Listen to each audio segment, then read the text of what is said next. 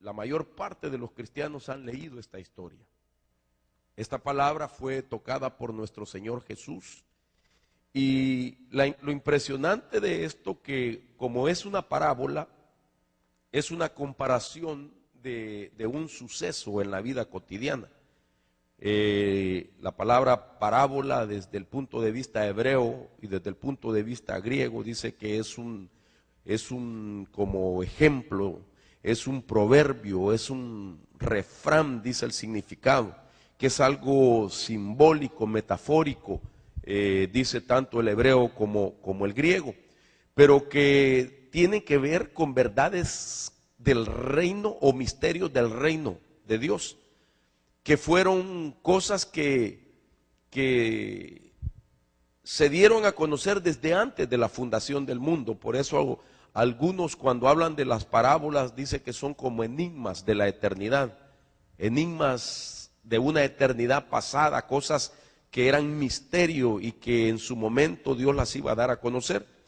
Entonces yo quiero tocar esto con un ángulo totalmente, en parte profético, escatológico, y en parte devocional, para que veamos en esta historia simbólica que Jesús tocó, lo que está aconteciendo en este tiempo, lo que acontecerá en el tiempo final y en un tiempo venidero.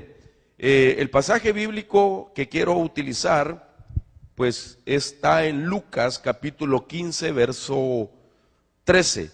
Quiero leer una versión judía, una versión que se llama Kadosh Israelita, porque me llama la atención lo que dice en algunas palabras. Dice parte de esta narración, dice: tan pronto como pudo convertir su parte en dinero, el hijo menor se fue, oiga esto, a un país lejano. Otras versiones dicen a una región lejana, otras dicen a una tierra lejana, donde derrochó su dinero viviendo una vida atolondrada, dice esta versión.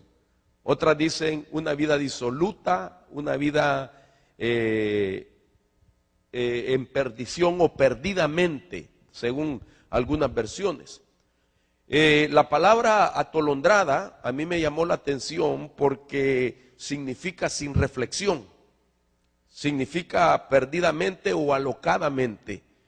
La palabra sin reflexión, como decir que alguien vive la vida sin reflexión, significa que no tiene nunca el momento para pensar si está en lo correcto y volverse de ese camino incorrecto en el que va. Eso significa sin reflexión, sin tener el momento para pensar y volverse de lo que está haciendo, al entender que lo que está haciendo es incorrecto.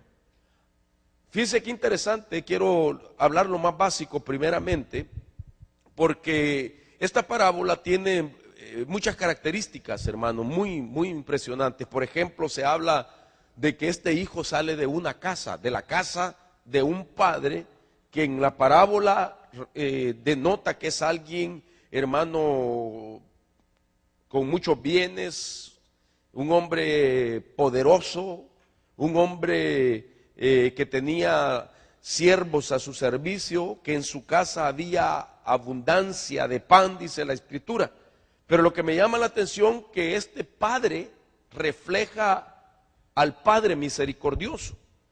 Dice que este hijo, según esta versión, convirtió toda la herencia en dinero, o sea, de que no era dinero directamente el que le dio, sino que, hermano, lo hizo parte de la herencia, de todo lo que él poseía. Hermano, prestigio, renombre, posición y claro, hermano, bienes materiales, los cuales él los convierte en dinero, pero le dio toda la herencia y dice que la malgasta esa herencia. No cabe duda que deja ver que este hijo ya tenía en su corazón, hermano, el daño, de tal manera que, como quien dice, solo estaba esperando el momento para ir a derrochar lo que tenía materialmente hablando hermano, tratando de buscarle otro sentido a la vida, porque la abundancia que le rodeaba no le satisfacía. Impresionante, que todo lo que tenía no le hallaba sentido a la vida, porque había nacido y había crecido en esa abundancia. Entonces, él tiene que ir a buscar lo que en su corazón él piensa que es el verdadero sentido de la vida. Quiero que capte esto porque esto es importante. Y luego deja ver, hermano, que sin lugar a duda en su corazón ese mal que ya había es por donde vino la seducción, la desviación de su vida. Y la Escritura dice que se va a una tierra muy lejana. Esa tierra lejana puede presentarse como el mundo o como un estado de vida, hermano, apartada de Dios. El hijo mayor es el que dice que fue a malgastar la herencia del padre en rameras, sistemas de prostitución que es Babilonia sin lugar a duda, y que allá desea comer las algarrobas, que es la comida de los cerdos, hasta que llega un día, hermano, llega el tiempo, estando en un lugar, cuando él decide retornar a la casa del Padre. Interesante esto. Esto es lo más típico que se conoce, esto es lo más familiar que la mayoría de las personas conocen respecto a la parábola del hijo pródigo. Una de las cosas que a mí me llama la atención es que en esa narración no aparece el término hijo pródigo. Y todos nosotros, cuando pensamos en el pródigo, solo pensamos en aquel que se va de la casa, como que el pródigo es uno que se va de la casa. Sin embargo, alguien puede ser pródigo estando en la casa. Estando en la casa ya es pródigo, porque la palabra pródigo viene de una raíz griega que significa disoluto. Y disoluto significa carente de restricción, carente de freno en su vida. Significa que no tiene dominio propio en sí mismo, porque la abundancia no la está viviendo de manera equilibrada. Tanto así que la misma abundancia a él lo llevó a sentirse tan fuerte para decidir abandonar la casa de su padre e ir a buscarle sentido a la vida fuera, hermanos, sin límites, fuera de la supervisión paternal, fuera del cuidado paternal. Lo que él quiso era a vivir de manera disoluta. Entonces, cuando él sale de la casa es cuando se deja ver que es una persona que desea vivir descontroladamente, hermano, en todo lo que a él le pueda decir que le va a producir una satisfacción. Ahora, lo que me llama la atención a mí de esto es que cuando el Señor Jesús comenzó a hablar de esa parábola, tocó tres cosas en una misma parábola. Es decir, que primero comienza, para poder llegar a explicar al hijo perdido, comienza a hablar primeramente por la oveja perdida y después continúa hablando por la moneda perdida hasta que llega a hablar del hijo perdido.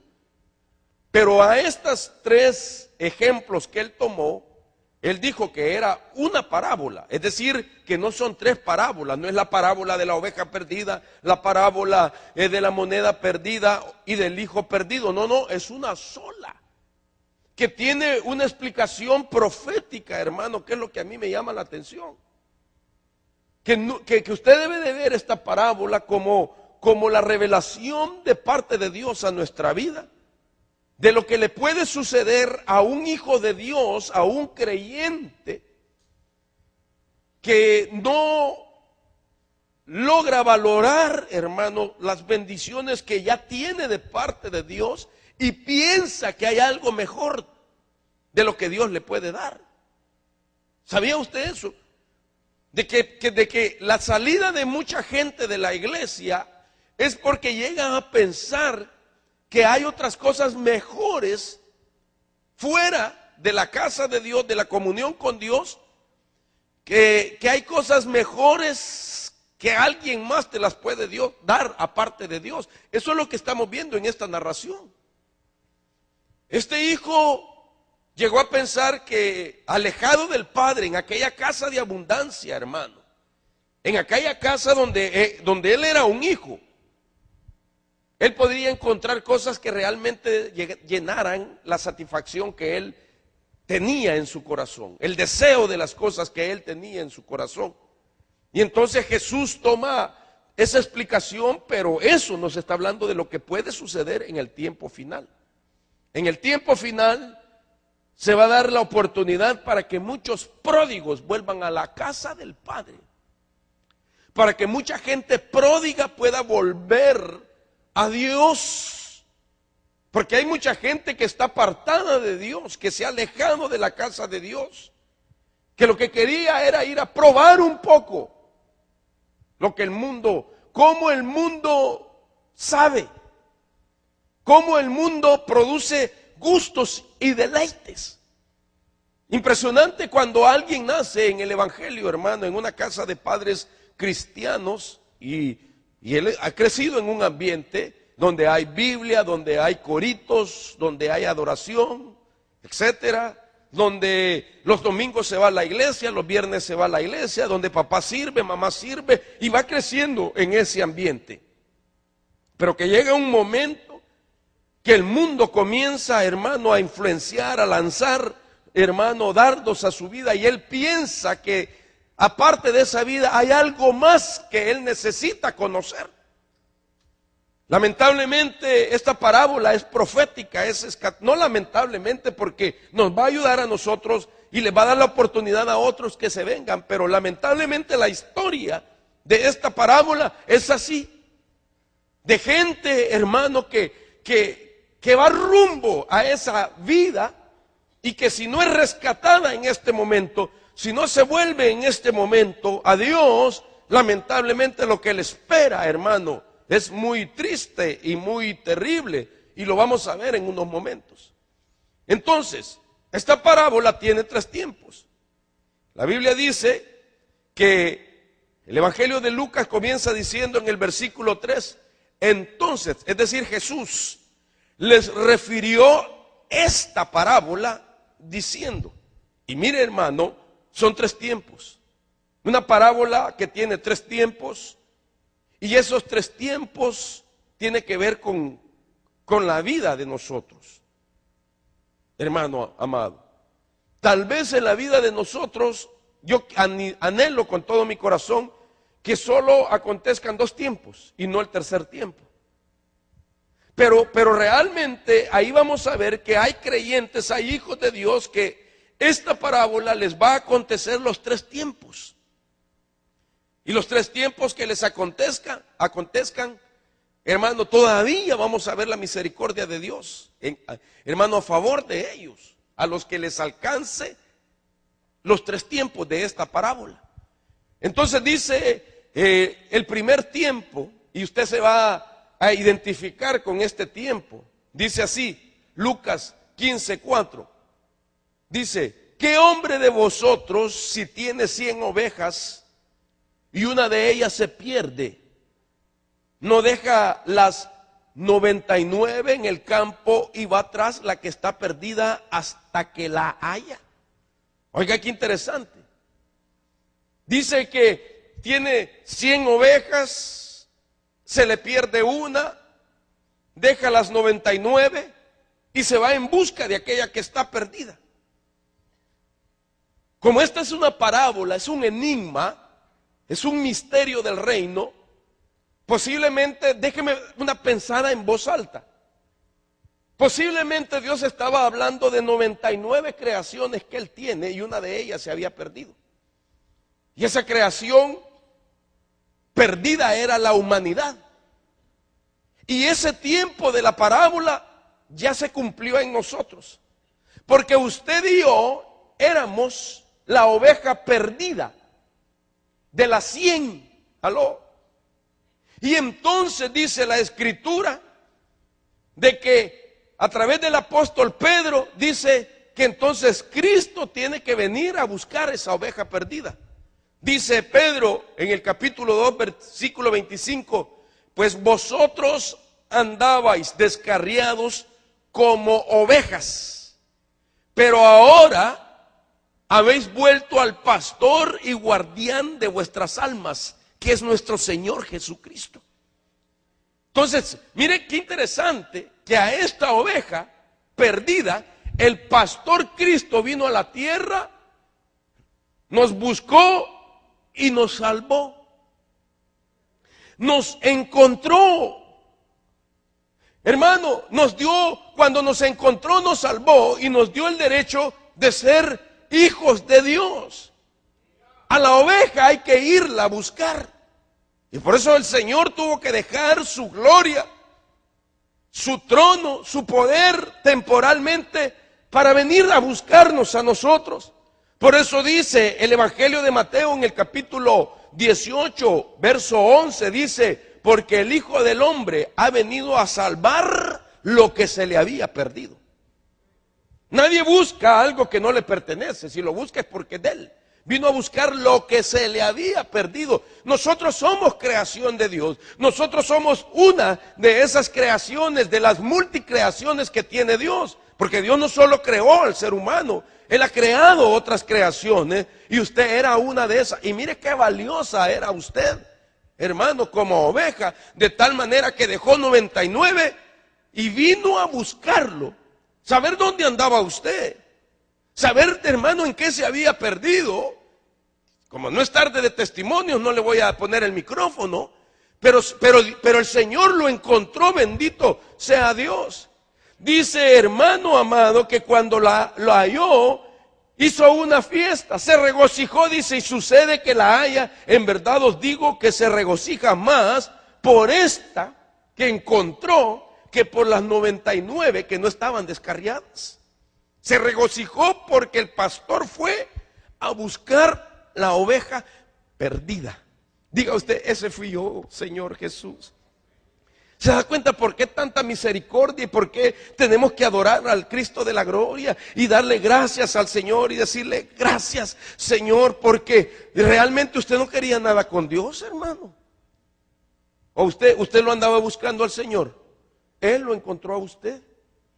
Usted no lo andaba buscando, usted andaba en religión posiblemente, o usted, como dice el canto ese, no estaba muerto, andaba de parranda, ¿me entiende? Pero el Señor fue, lo encontró, lo limpió, hermano, con su sangre preciosa derramada, le puso aceite en las heridas, hermano, y lo llama hijo ahora. ¡Qué misericordia!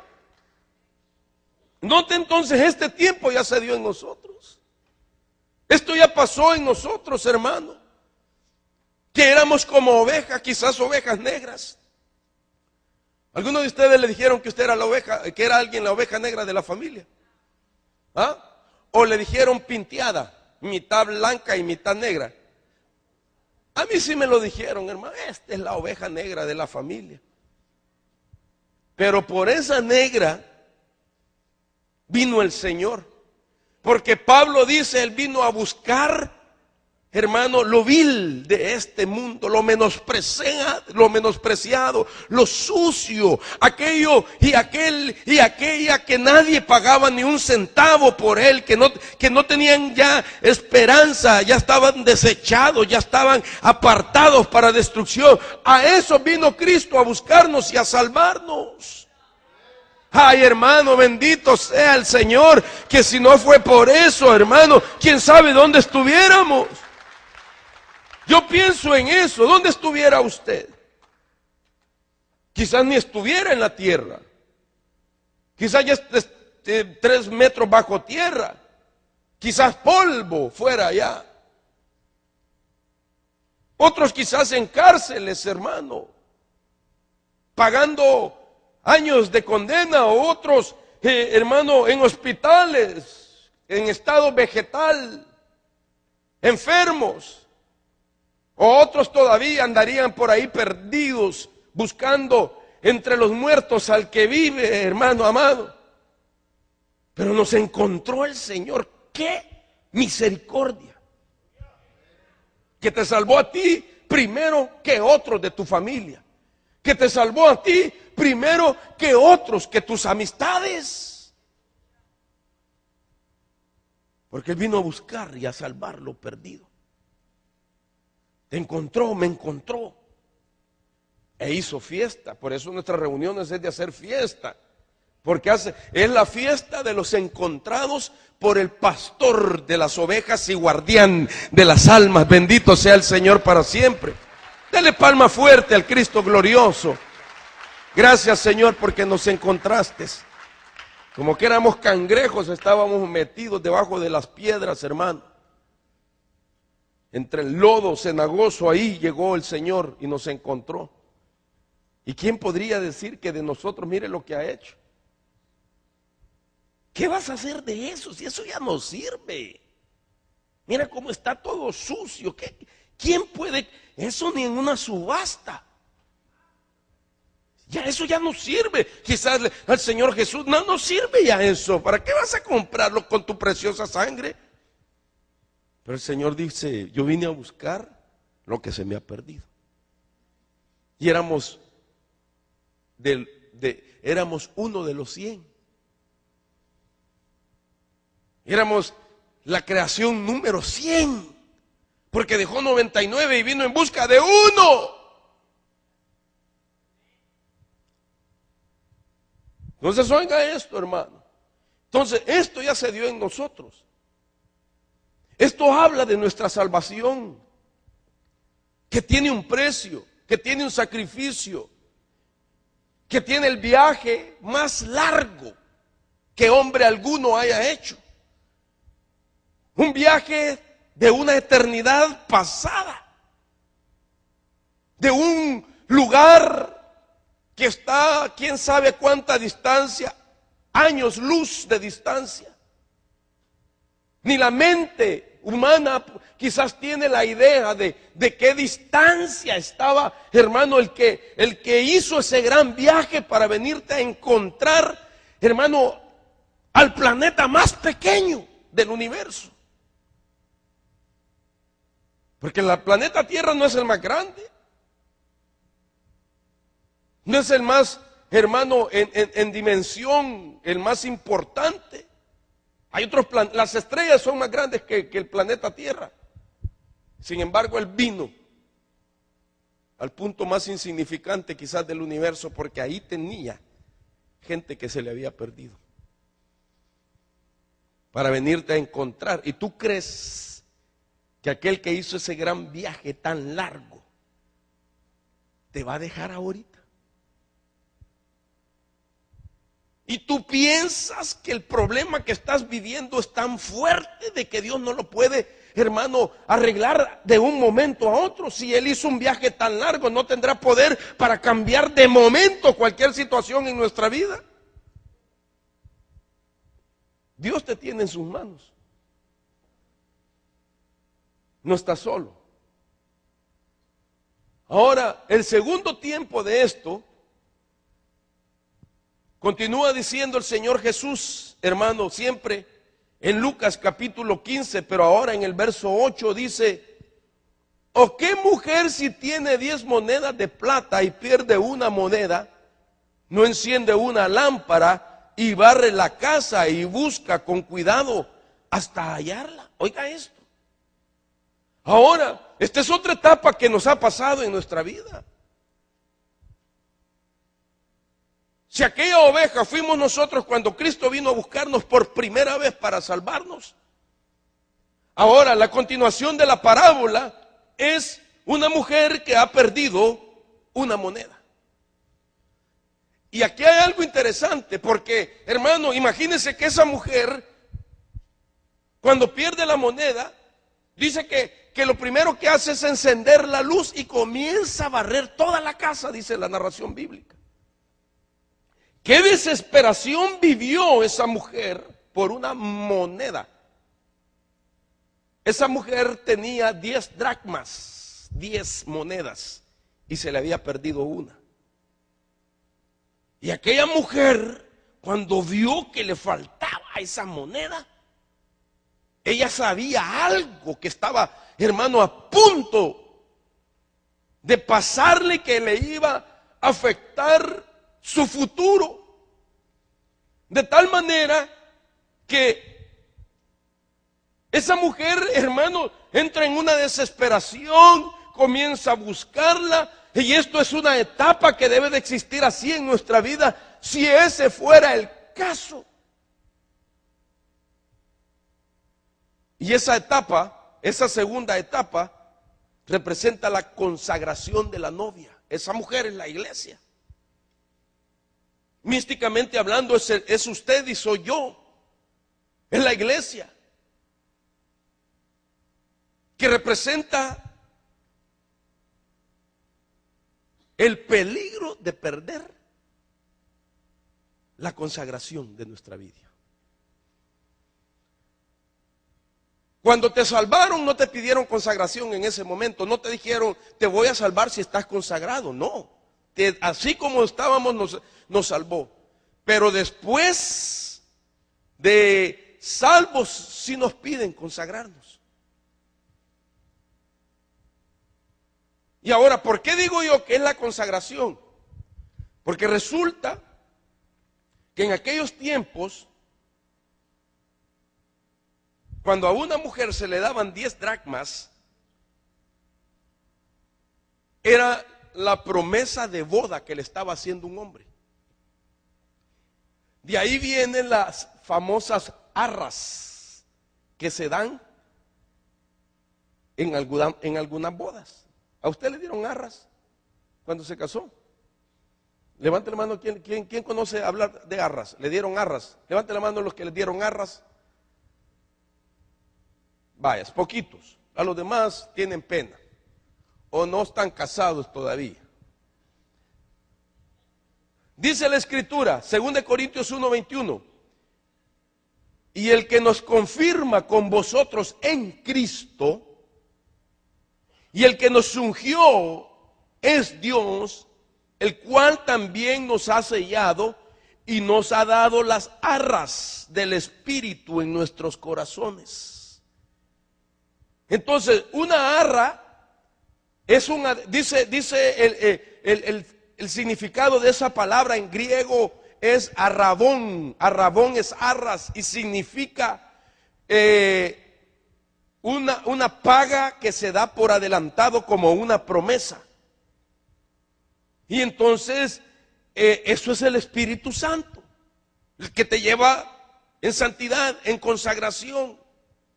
Entonces esto representa la vida de santidad, la vida de consagración, que en esta segunda etapa sí ya es, hermano, una responsabilidad nuestra. Pero esta mujer había perdido esa moneda. Entonces y ya venía el novio, ya sabía que se acercaba la fecha y ella había perdido una moneda de las 10 que le habían entregado. Entonces, ¿cómo le iba a decir al novio? Fíjate que perdí una. Fíjate que no soy tan virgen ni tan pura. Fíjate que soy pura, pero pura lata. ¿Se da cuenta? Para ellos representaba que, ¿cómo le iba? Hermano, para este pueblo judío, todos estos actos simbólicos tenían un significado bien importante. Va a decir, ahora va a venir el novio y va a pensar, sí, no estuviste pensando en mí, ¿verdad? Porque ni cuidaste la promesa que te di. No me fuiste fiel, perdiste una moneda. Imagínense qué significado que cuando le encuentra, hace una tremenda fiesta. Y la fiesta que hace posiblemente invirtió más plata en hacer la fiesta que el valor que tenía una moneda. Porque el valor no era físico, sino que era un valor espiritual, simbólico, que al no estar la moneda estaba incompleta la promesa que ella había recibido del novio que vendría por ella, y la promesa que ella le había dado, te estaré esperando y te estaré esperando en estado de virginidad y pureza para ti. Estaré consagrada, esperando tu venida, anhelando tu venida, amando el momento que vuelvas. Hermano, muchos cristianos han perdido esa moneda. Porque ya no están ni consagrados, ni santificados, ni están amando la venida del Señor. Están viviendo la vida dentro de la iglesia, pero sin santidad y sin consagración. Hermano, esto tenemos que buscarlo. Porque si no somos como esa mujer que no reflexionamos en nuestra vida y no nos damos cuenta que ya no está el nivel de santidad, tenemos que encender la luz, tenemos que agarrar la escoba y comenzar a barrer la casa. ¿Sabe qué habla? De limpieza y de volverte a la luz saliéndote de las tinieblas. Tenemos que ver qué grado de tinieblas ha llegado a nuestro hogar, qué grado de desorden hay en nuestra vida. Y tenemos que aplicar la limpieza. Deje la vacuum por un momento y agarre la escoba. ¿Aló? ¿Sí me doy a entender? No sea práctico en esto, sino que seamos gente, hermanos, que reflexiona, no a lo práctico, sino a la realidad, a la verdad, a lo espiritual. Sí, he menguado, ya no amo tanto al Señor, ya no amo tanto su venida, ya no me interesa mucho la palabra. De vez en cuando leo la Biblia, de vez en cuando adoro, de vez en cuando oro. ¿Cuántos de ustedes todavía oran en sus casas? Esposas, ustedes miran a sus maridos orar. Y es el sacerdote de la casa. Es la cobertura del hogar.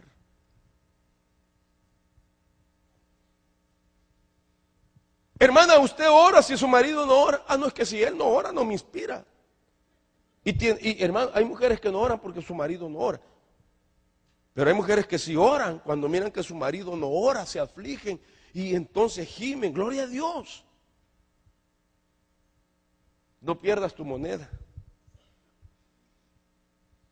Porque si esto no cambia en esa etapa, entonces se concluye con la siguiente etapa, se pasa a la siguiente etapa del hijo perdido. Aquella mujer, gracias a Dios, que se dio cuenta a tiempo. Barrió, recogió todo y se angustió todo. La habían invitado quizás al té de damas de no sé dónde, al desfile de modas, iba a ir a ver un desfile de lucir zapatos nuevos. Y dijo ella, no, yo no salgo a eso hasta que encuentre la moneda que se me ha perdido, porque ya viene el novio. Yo no creo en esas despedidas de solteros que se hacen aquí, hermano. Qué gacho, hermano. Que a la muchacha, antes de que se case, la llevan a ver a un bandido pelado. Que aparece, hermano, todo así cuadradón y con tanga, hermano, y le baila y no sé qué, le mueve todo. ¿Qué es eso? Y la mujer, hermano, ¿qué es eso? Y cuando se va a casar, tal vez su esposo no tiene el cuerpo que tiene ese que salió ahí.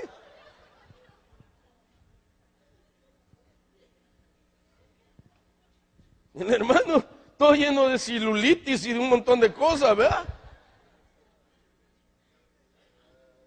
Y también los varones, que despedida de soltero, ¿qué es eso? Y ahí van, hermano, y antes de la boda, ella no llegó ni virgen, ni pura. Porque esa noche se puso, hermano, a celebrar su despedida de soltería. Y perdió otras cosas. Perdió la consagración, perdió la promesa que le había hecho, hermano. Y no me vaya a malinterpretar que yo soy consciente de que estoy diciendo que quien no fue virgen al matrimonio, ese matrimonio no tiene validez. Le voy a decir algo, hay gente que es virgen, que nunca probó o varón la tocó antes del matrimonio, pero no era pura.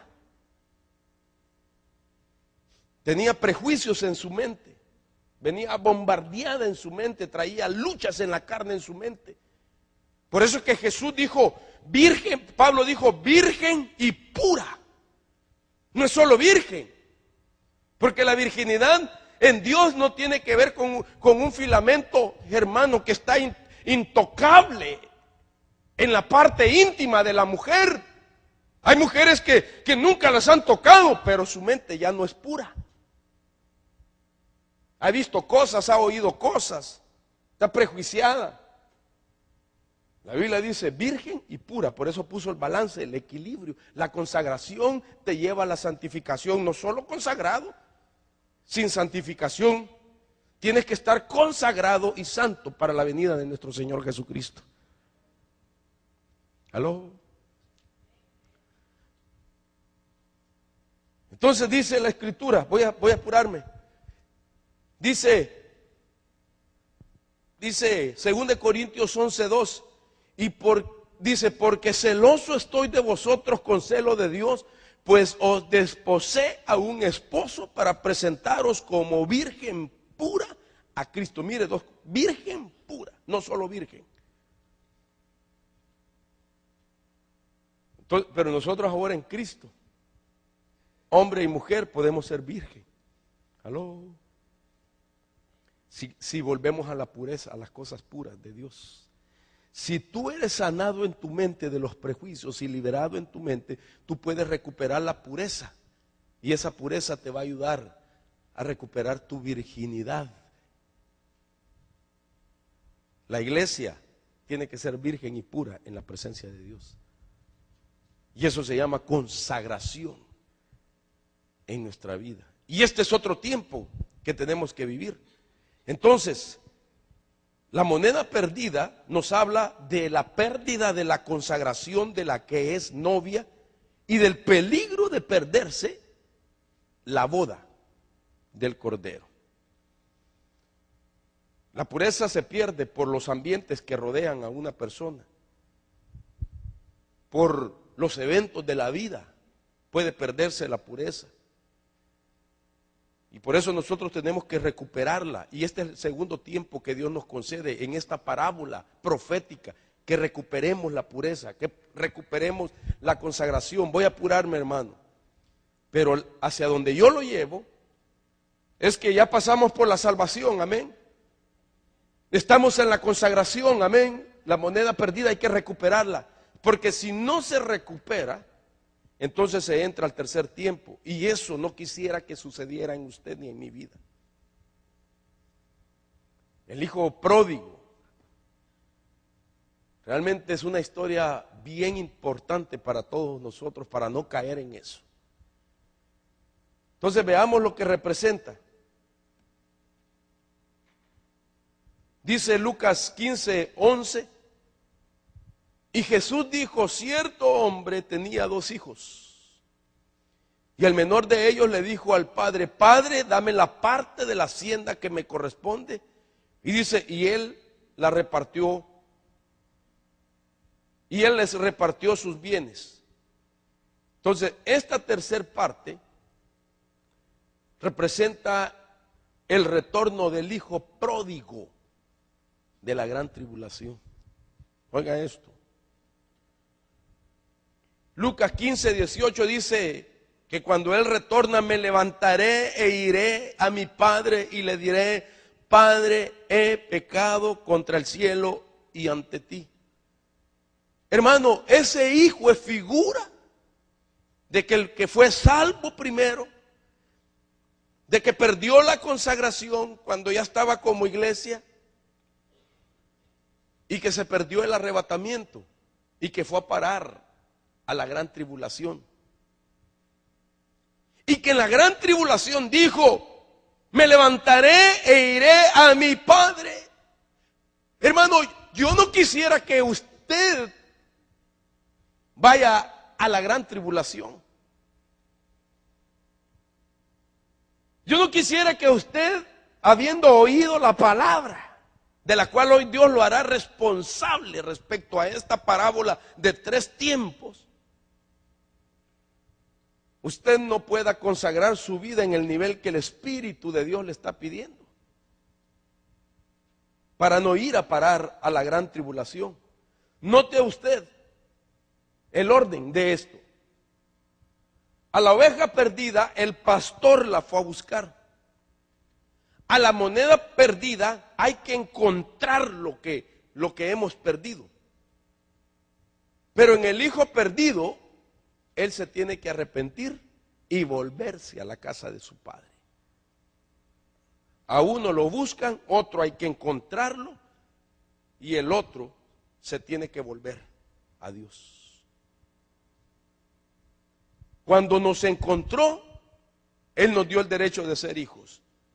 Ahora, usted y yo, si nos perdemos, ya nadie nos va a ir a buscar porque somos hijos, sino que nosotros nos tenemos que arrepentir y volvernos a la casa del Padre. Imagínense que dice el versículo 14 que juntó todo y partió a un país lejano, oiga esto, y ahí malgastó toda su hacienda viviendo perdidamente.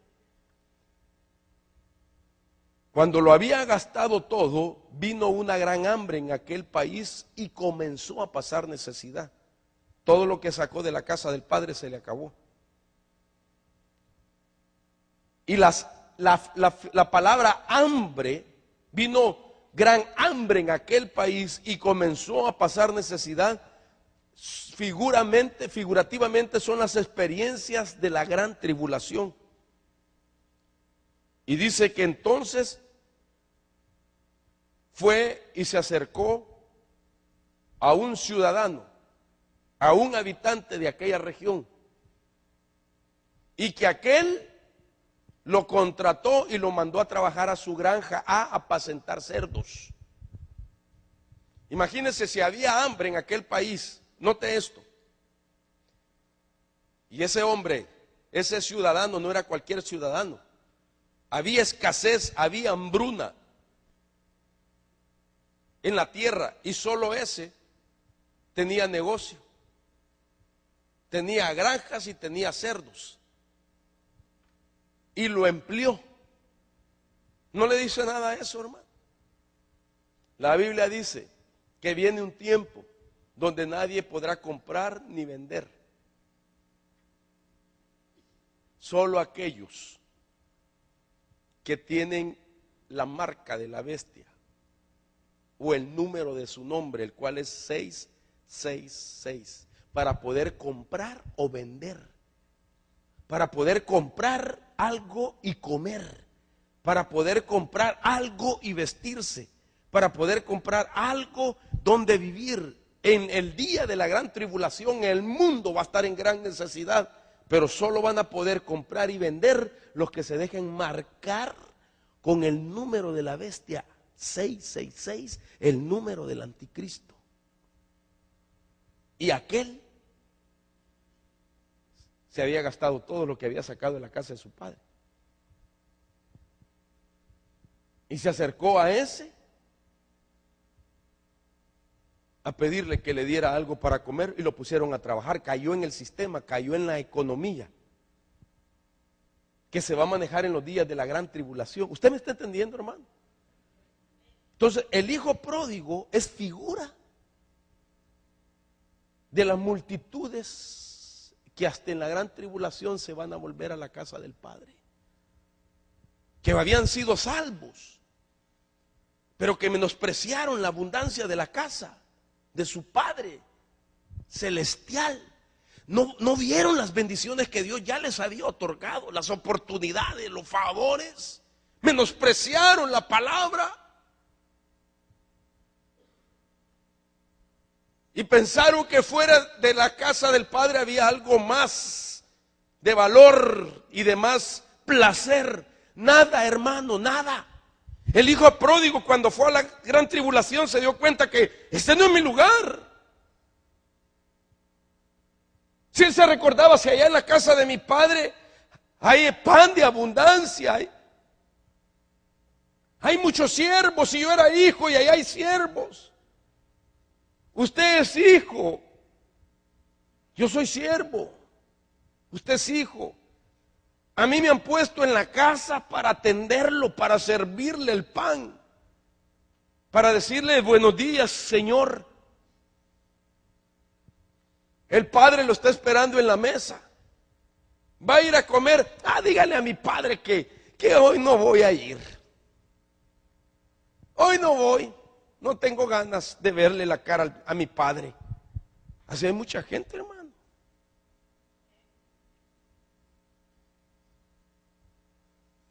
Tenemos que volvernos al Señor hoy, antes de que sea demasiado tarde. Que no sea en la gran tribulación que la gente se vuelva, hermano.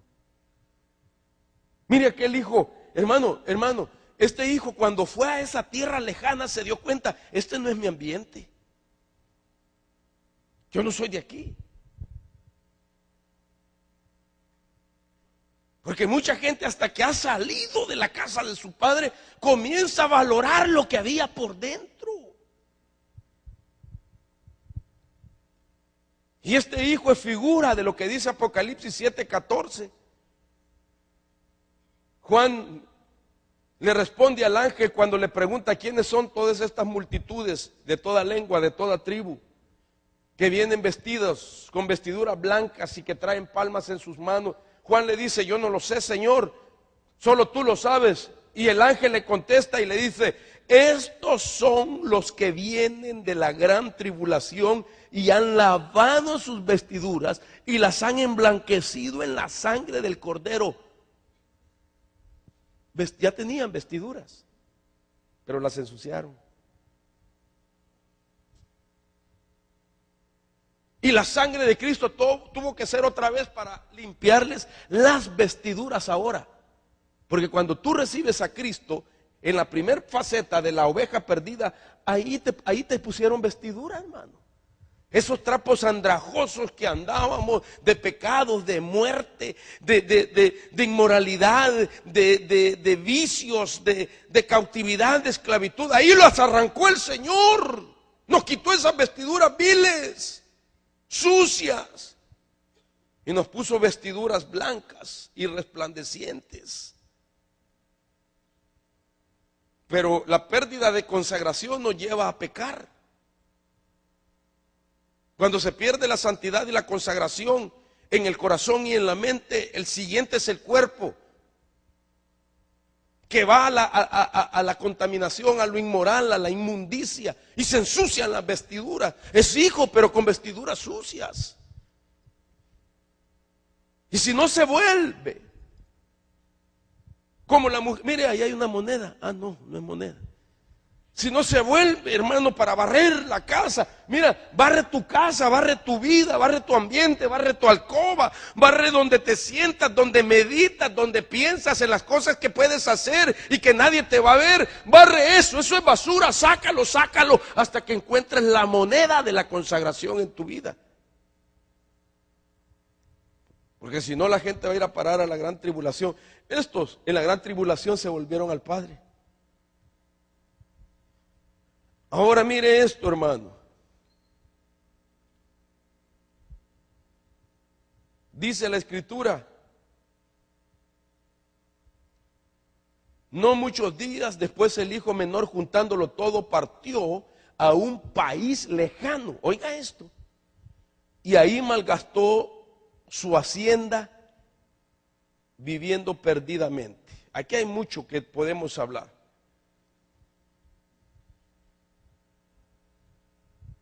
Estos pasajes, Génesis 27, 39, tengo que explicarlos para darme a entender dónde fue que huyó el hijo pródigo. La Biblia dice un país lejano, una tierra lejana, una provincia lejana. Génesis 27, 39 dice, entonces su padre Isaac respondió, la historia de otro hijo, y le dijo, he aquí, lejos de la fertilidad de la tierra será tu morada y lejos del rocío que baja del cielo. Fíjese qué interesante la bendición que le dieron a Esaú. Porque como el padre ya había bendecido a Jacob, le dieron una bendición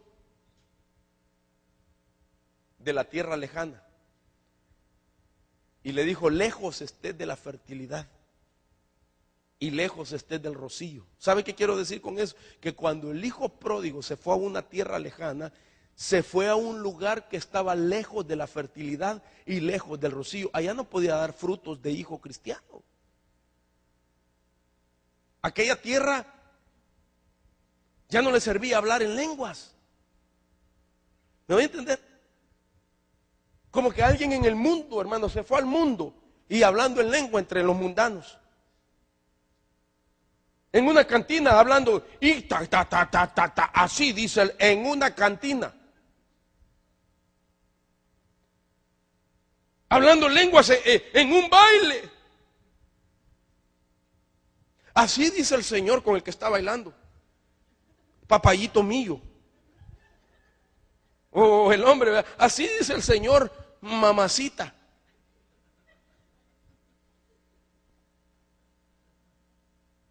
Estaba lejos de fertilidad. Sus frutos ahí ya no valían. Sin rocío. El rocío es la doctrina.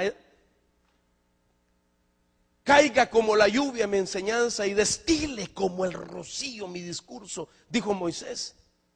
El rocío, hermano, son los pensamientos de Dios. Sabe que cuando alguien ya está en el camino del pródigo, se va yendo a la región lejana donde no hay frutos y no hay rocío, y significa que se va a la tierra de los razonamientos. Hermano, cuando alguien se comienza a alejar de Dios, todas las cosas las razona. Razona el congregarse, razona la palabra. Hay gente que razona todo, porque lo que no sabe que está en el camino del pródigo. Razona el diezmar, razona el servir a Dios. ¿Para qué voy a servir yo a Dios? ¿Para qué voy a leer tanta palabra? Cuando uno comienza a alejarse, se empieza a alejar de la fertilidad, de los frutos, de la vida del Espíritu.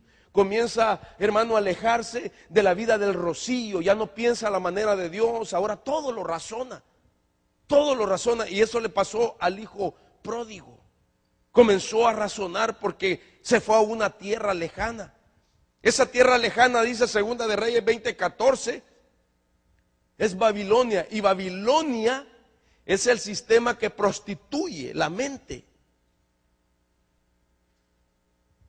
Dice, entonces el profeta Isaías vino al rey Ezequías y le dijo, ¿qué han dicho esos hombres y de dónde han venido a ti? Y Ezequías respondió, han venido de un país lejano, de Babilonia. Y cuando usted lee toda la narración, dice que cuando vinieron esos visitantes de un país lejano a la casa de Ezequías, lo que empezó a enseñarles era la riqueza, la abundancia. Miren todo lo que tengo, miren todo esto. Y el profeta se enojó y les dijo, tú, en otras palabras, te vanagloriaste con lo que tenías y no le diste la gloria a Dios, y le enseñaste a Babilonia todas tus riquezas, como el hijo pródigo que con riquezas se fue a una tierra lejana.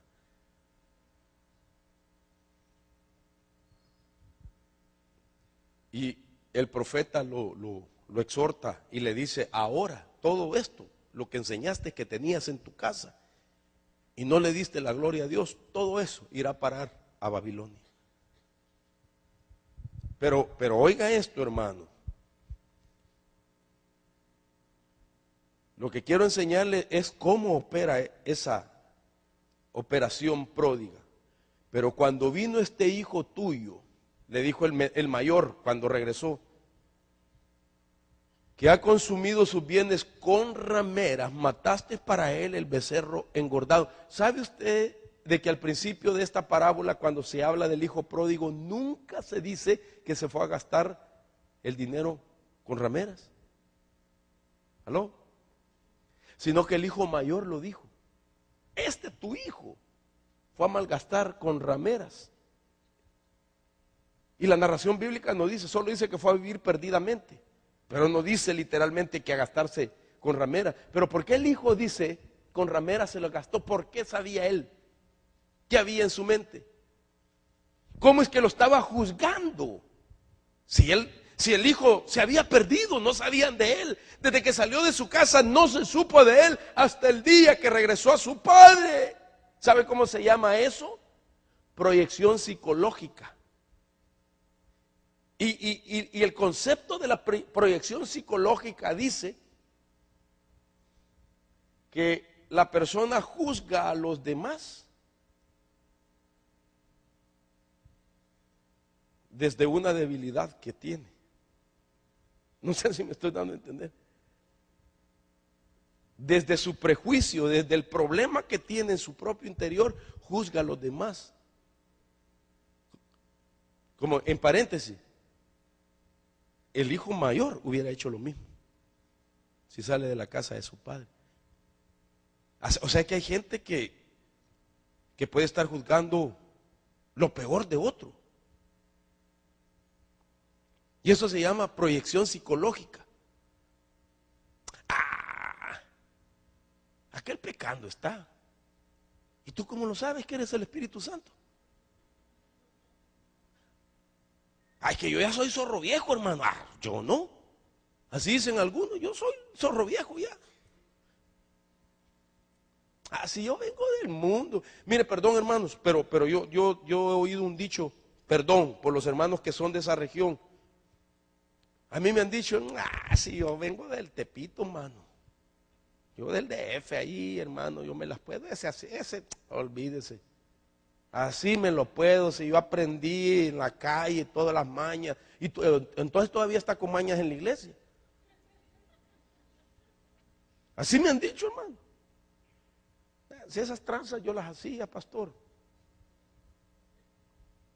¿No quisiera traer usted una trancita de esas? Hermano, eso se llama proyección psicológica. Nadie dice de que se había ido a gastar con rameras, pero el mayor dijo, con rameras se la fue a gastar. Eso se llama proyección psicológica. Ahora mire, hermano, hacia dónde lo llevo. Es interesante porque sin lugar a duda, sí hay un sistema que prostituye, que es una ramera. Apocalipsis 17:5 dice, y sobre su frente había un nombre escrito, un misterio, Babilonia la grande, la madre de las rameras y de las abominaciones de la tierra. Dice que ella ha bebido la sangre de los santos. O sea que este es un sistema que sí saca a la gente de las iglesias y las lleva al mundo. Pero me tengo que apurar porque me faltan 5 minutos para explicarle lo siguiente, lo escatológico de esto. Porque yo creo que esta es una parábola escatológica que nos puede enseñar en qué tiempo estamos. Y Dios quiera, con todo mi corazón, que usted no le acontezca la tercera faceta de esta parábola. Que como hijo pródigo, alguien diga, me voy a volver en la gran tribulación. No, hermano, hoy es el tiempo. Y no volverse hasta que a la tribulación llegue. Porque mire qué interesante lo que vamos a enseñarle entonces. Quiero adelantar.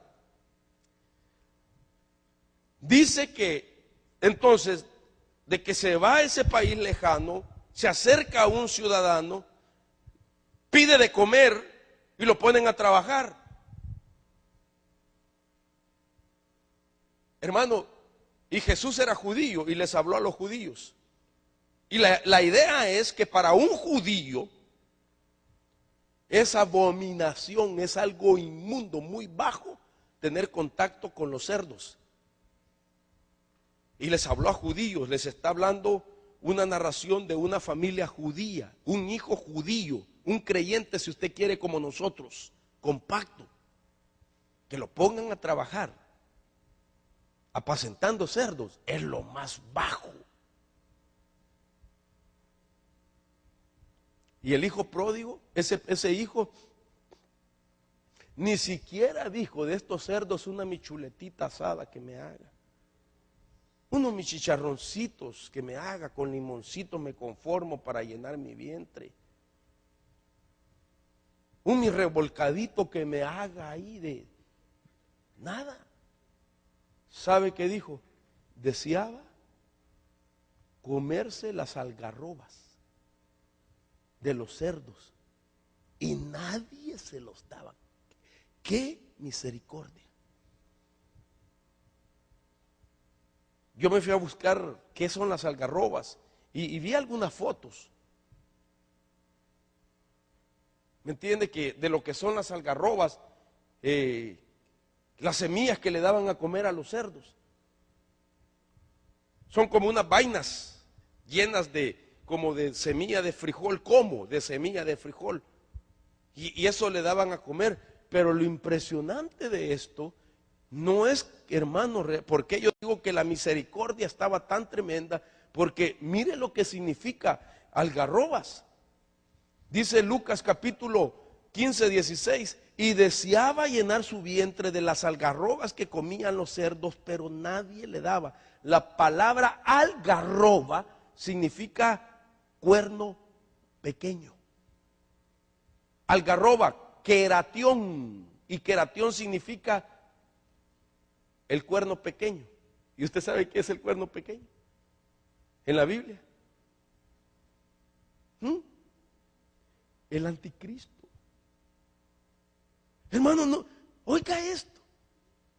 Según Daniel capítulo 7 y capítulo 8, el cuerno pequeño es el anticristo. Dice, y de uno de ellos salió un cuerno pequeño, queratión, algarrobas, que creció mucho al sur y al oriente y hacia la tierra gloriosa, y se engrandeció hasta el ejército del cielo, y parte del ejército y de las estrellas echó por la tierra y las pisoteó. Daniel 7:8 dice, mientras yo contemplaba los cuernos, sea que otro cuerno pequeño salía entre ellos, y delante de él fueron arrancados 3 cuernos de los primeros, y aquí que este cuerno tenía ojos como de hombre y una boca que hablaba grandes cosas. Resulta entonces que lo que él estuvo a punto de comerse es la comida del anticristo. La palabra algarroba significa cuerno pequeño. Quiso comerse el cuerno pequeño. El anticristo quiso llenar su vientre. Hermano, el anticristo no se presenta, el espíritu del anticristo, como algo horrible que nosotros lo detectemos y lo desechemos inmediatamente. El espíritu del anticristo es algo seductor, que en tu mayor necesidad se presenta. Pero si ese hijo hubiera comido las algarrobas, que quiere decir queratión, que significa cuerno pequeño, que es el anticristo, entonces lo están marcando con el 666 para la destrucción total. ¿Usted cree que la gran tribulación va a ser algo fácil vivirlo? Si mire las recesiones hasta dónde nos llevan, hermano, a la humanidad. La Biblia dice que en aquellos días las criaturas recién paridas serán estrelladas contra las paredes para que los padres nieguen a Cristo y se dejen marcar por el 666. Y como nadie va a poder comprar ni tener para comer, hermano, y el amor de un padre y una madre, ¿hasta dónde lo puede llevar? ¿Qué haría? No sé, no puedo decirlo así. Piense, ¿qué le puede pasar a una familia que se quede a la gran tribulación y que le digan, niega la fe si quieres comer? Y diga, no niego a mi Cristo. Ok, vamos a destruir a tu hijo, ahí va contra la pared. Está bien. Por amor a mi hijo.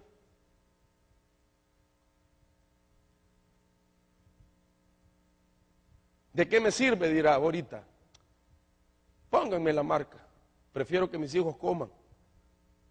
¿Sí? Pero negó la fe. Lo van a borrar del libro de la vida. Lo van a lanzar al lago de azufre. Porque se dejó marcar por la necesidad que había. Por eso, hermano, hoy es el tiempo. Hermano, ¿qué te impide consagrar tu vida? Si la gente será capaz que por amor a su hijo prefiere una marca en aquellos días, ¿por qué no mejor por amor a tu hijo? Abandona las cosas que te están llamando la atención y te vuelves al Señor con todo, espíritu y alma y cuerpo, por amor a tus hijos. Dele palmas al Señor de la gloria. Esto es impresionante, hermanos. Porque aquí dice Apocalipsis, y hacía que a todos, pequeños y grandes, ricos y pobres, libres y esclavos, se les pusiese una marca en la mano derecha o en la frente, y que ninguno pudiese comprar ni vender, sino el que tuviese la marca o el nombre de la bestia o el número de su nombre. Entonces, este hijo es figura de aquel hijo que vivió sin reflexión en su vida y que vino y gastó toda la herencia de su padre y fue a la tribulación, y hasta ahí se va a volver al padre. El hijo pródigo deseaba comer las algarrobas, el cuerno pequeño, el anticristo. Estaba a punto de caer en el sistema del 666. Estuvo a punto de ser marcado para que así pudiera comprar y vender. Sin embargo, ahí la misericordia de Dios le dio una oportunidad. Por eso nosotros hemos hablado de los 3 grupos de cristianos. Los que se van antes de la tribulación, los que se van a la mitad de la tribulación y los que se irán al final de la tribulación. Cebada, trigo y uva. La cebada es primicia, arrebatamiento. El trigo es cosecha, ahí está en la Biblia, la mitad de la tribulación. Y la uva van a lagar para ser pisoteados, la ira. Ese se fue a la mitad de la tribulación, se volvió al Padre.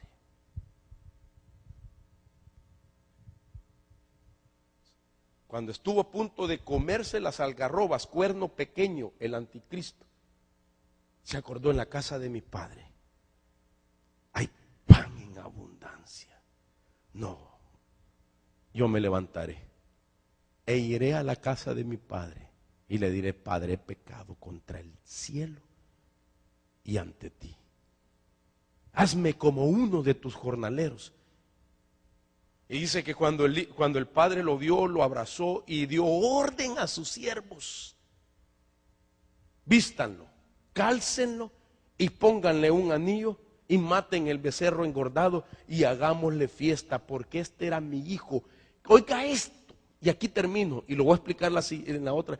Este era mi hijo que estaba, ¿qué dice? ¿Ah? ¿Sabe lo que quiere decir perdido? En griego, que estaba apolioni. La palabra apolioni viene de Apolión. O sea que Apolión, capítulo 9 de Apocalipsis, lo atacó. Y Apolión significa destructor, lo destruyó. Y Apolión es la quinta, entra en escena cuando se suena la quinta trompeta. Y cuando se suena la quinta trompeta, es el comienzo de la tribulación. Usted y yo ya no tenemos que estar aquí, porque entonces nos vamos a enfrentar a Apolión y Apolión va a destruir. A este no solamente, hermano, lo atacó el sistema de la ramera, este no solamente estuvo a punto de ser marcado por el 666, sino que a este lo sacó de la, hermano, de la comunión del Padre, Apolión. Apolión lo iba a terminar de matar. Eso dice el griego. Mire, voy a terminar todo esto y vamos a orar porque hay ministración de los elementos del pan y el vino. Dice: y este mi hijo, déjeme, voy a retroceder un poco.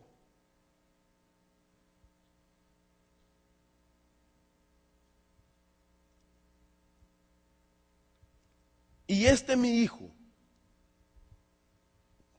estaba muerto y ha vuelto a la vida, estaba perdido y ha sido hallado, y comenzaron a regocijarse. Esta palabra perdido que está subrayada es apolumi. del griego 622, que quiere decir destruir, perder, matar. La 622 es la raíz de donde viene la palabra Apolión. Apolión es la palabra 623 que quiere decir destructor, Satanás, el destructor, un ángel del abismo, dice el griego. Entonces, de la palabra perdido, Apolumi, este era mi hijo Apolumi. La raíz de donde nace la palabra Apolión. Sin Apolumi no hay Apolión.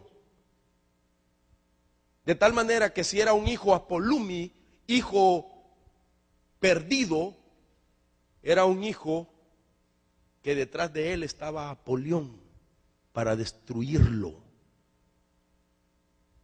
Eso, que lo hayan sacado de ahí, es misericordia. A muchos de ustedes, quizás a mí también, ni cuenta nos dimos el ataque que Apolión nos hizo para tratar de destruir nuestra vida, nuestros hogares, nuestra familia.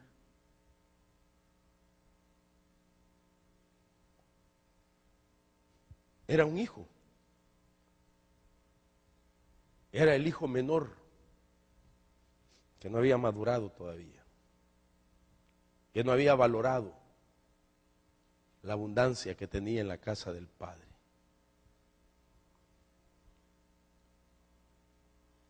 El principio bíblico sí dice es que al que más se le perdonó, ¿sí? ¿Qué sigue diciendo? Más dio gracias.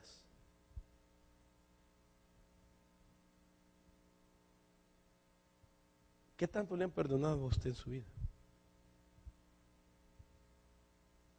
Dice que al que más se le perdonó, en otras palabras, es el que más tiene que dar gracias. Porque sinceramente no nos merecíamos nada, hermano. Y Dios te perdonó. Ahora, si no somos agradecidos así, wow. Como aquí no hay ni uno, ¿verdad? Los no agradecidos van a recapacitar en la gran tribulación. Y van a decir, allá había pan, hombre. Y yo aquí perezco de hambre. Y pido algarrobas y ni siquiera me las quieren dar aquí. Qué barbaridad más bárbara de haber dicho, ¿verdad? Aquí sí son injustos, ha de haber dicho. ¿Y qué esperaba? Si estaba en un país lejano, donde no hay fertilidad y no hay rocío, no hay pensamientos de Dios, ahí no valen los frutos de un cristiano.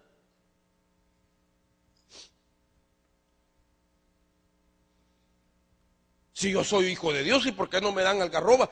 ¿No te diste cuenta? Quizás le dijeron que estás en un país lejano. Aquí no vale que sos hijo de Dios, mano. Aquí te separaste de la casa de tu padre y te toca entre medio de cerdos. Wow. Ah, pero yo soy hijo de Dios. Vuélvete a Él, pues, le dijeron. Si eres hijo de Dios, ¿qué estás haciendo aquí? Y tienen razón, ¿verdad, hermano?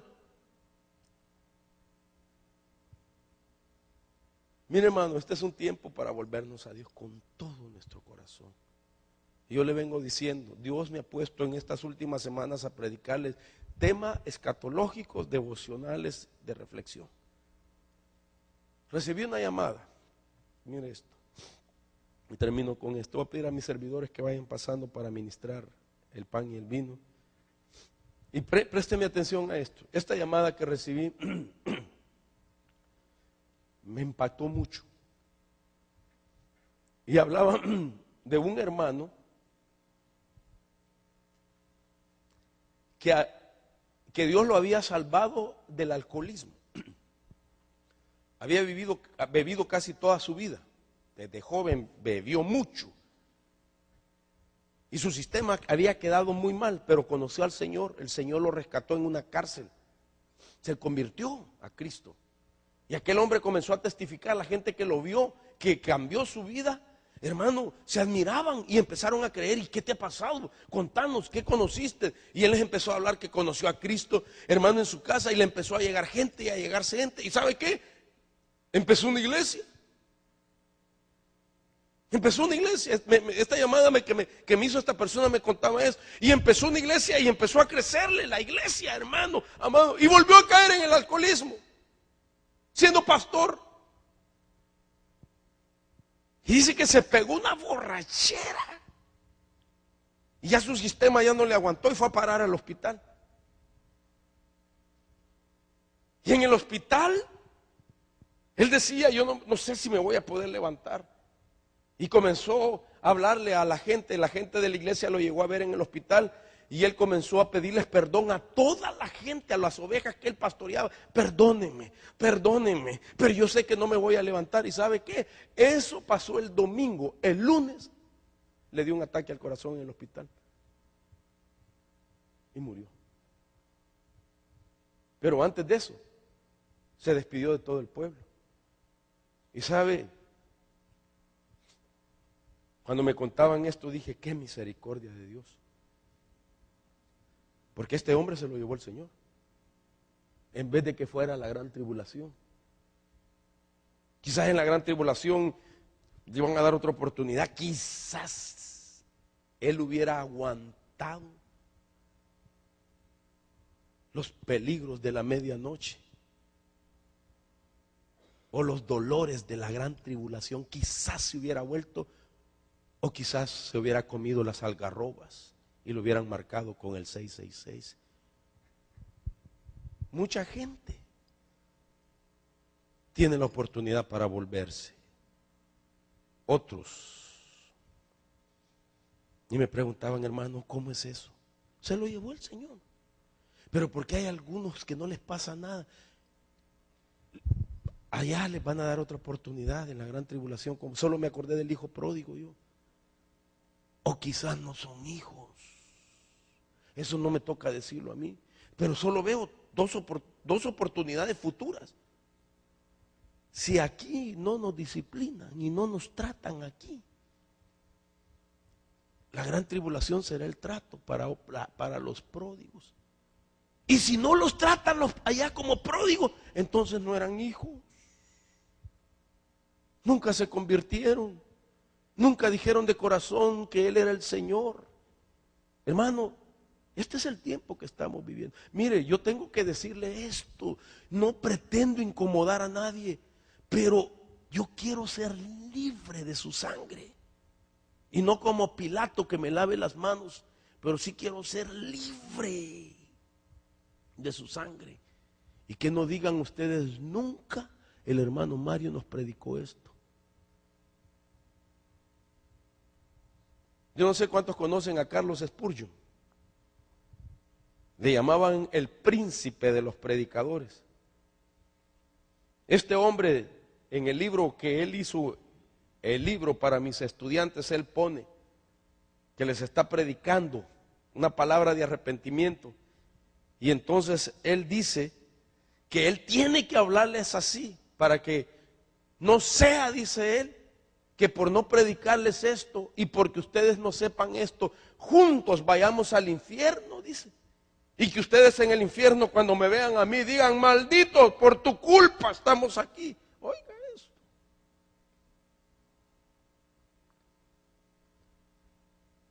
Este evangelio es la única alternativa para la humanidad. No hay otro camino, hermanos.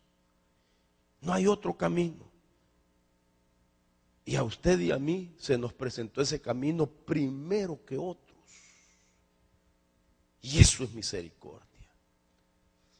No dejes a Jesús por nada. Y reflexiona en tu vida, tu nivel de consagración. Y no esperen, me van a dar otra oportunidad. Así me dijo un hermano. No, hermano, yo no me voy, yo me voy a arreglar allá en la gran tribulación. Me dijo, así me lo dijo, hermano. Y yo me quedé asombrado. Y me había oído predicar por 8 años él a mí. Me dijo, no, hermano, yo creo que yo no puedo cambiar. Yo allá en la gran tribulación tal vez me arreglo. Yo dije, Dios mío, este hombre no tiene nada de esperanza. Ah, no, pero tengo fe. Sí, es posible que tenga fe, pero la fe no es mayor que la esperanza. La esperanza es mayor que la fe. El amor es mayor que la esperanza. Pero la esperanza dice, el que tiene esta esperanza, no el que tiene esta fe, el que tiene esta esperanza se purifica. ¿La esperanza en qué? En la venida del Señor. El Señor viene. Y yo solo quiero pensar, ¿cómo será ese día cuando nos llamen a cuenta, hermanos? Y cuando yo pienso en eso, yo digo, wow. Señor, ven pronto. Porque mira cómo está todo. Pero, tárdate un cachitito para que pueda arreglar algunos mis clavitos. ¿Aló? No vengas hoy, ven pasado mañana. Así tengo tiempo para arreglarme. Pero ven pronto. Pero hay unos que dicen, si así dicen. Desde que me acuerdo, mi tatarabuelo decía, ya viene el Señor, y miren, y no ha venido. Y dice la Biblia que hay muchos que tienen como tardanza la venida del Señor.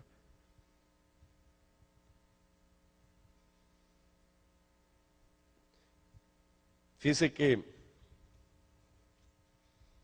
yo conocí a un pastor que tenía un hermano que tomaba también mucho.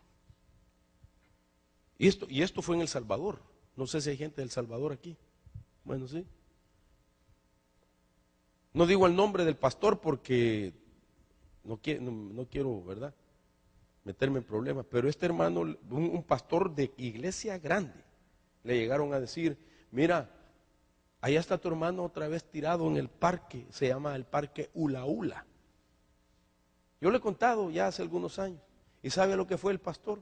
Al ver de que no se levantaba, llegó y lo fue a hallar tirado y le dijo, mira, hermano, ¿no quieres que ore mejor por ti para que te lleve el Señor? ¿Y sabe qué le dijo el hermano? Su propio hermano. Sí, le dijo, mejor que me lleve. Y oró, Padre, en tus manos encomiendo a mi hermano. Él cree que no se puede levantar. Ayúdalo, Señor, y llévatelo mejor. Y lo dejó ahí. A las 3 horas le llegaron a decir, su hermano acaba de morir. No le estoy poniendo este ejemplo para manipularle su alma, Dios me libre, ni manosearle el alma.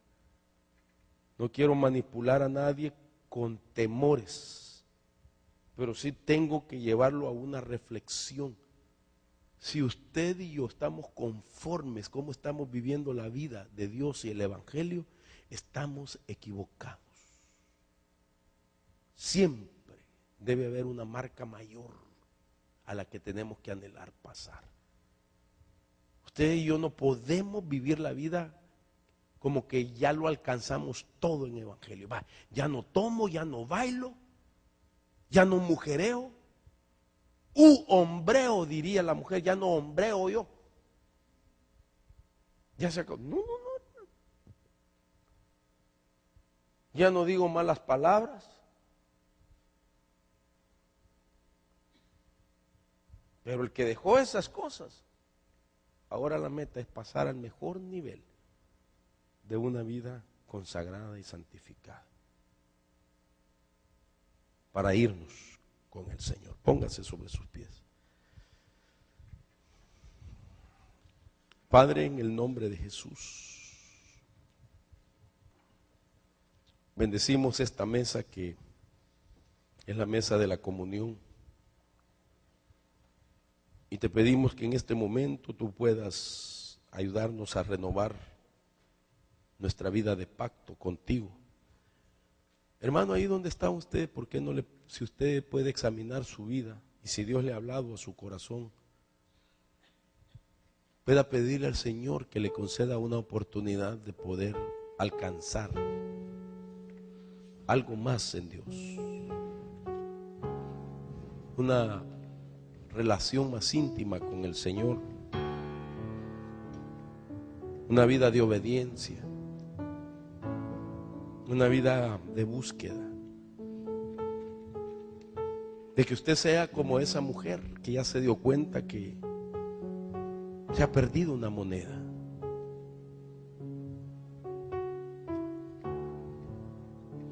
Y que ya viene el novio y que le va a decir: ¿dónde están las arras del Espíritu que te entregué?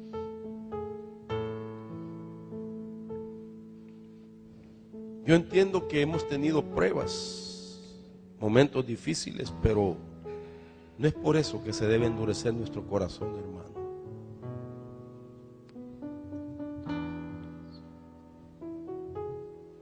Esas adversidades que nos han venido o que le han venido a alguien no deben de ser las que te apaguen el amor al Señor. Porque si se apaga el amor al Señor, te vas a sentir extraño en esta tierra. Tu corazón se puede endurecer. Ni oyendo ni viendo las cosas.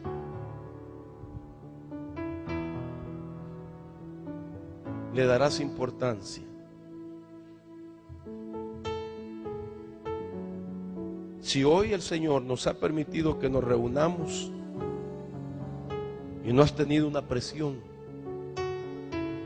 en tu vida, ¿qué te impide volverte a Dios con todo tu corazón? ¿Qué te impide mejor volverte al Señor ahora y no esperar, hermano, que venga lo más difícil para clamar? Mira esa pantalla.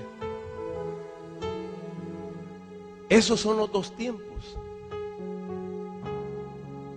A un lado está el Padre recibiendo al que se volvió en la tribulación, y hacia un lado está el Hijo que vino a Cristo para ir al Padre a través de su sacrificio. No esperemos llegar a la segunda faceta. Ya la cruz fue quitada. Ya tú estás en Cristo. Busca esa moneda que se te ha perdido. El Padre abrirá sus brazos para recibir a los pródigos, es verdad. Pero pasarán por los horrores de la medianoche, por los tormentos de la gran tribulación. Tendrán que pelear contra Apolión y van a desear comer las algarrobas, el cuerno pequeño del anticristo, pero ahí Dios no lo permitirá. Cuando tú te vuelvas a Dios con todo tu corazón,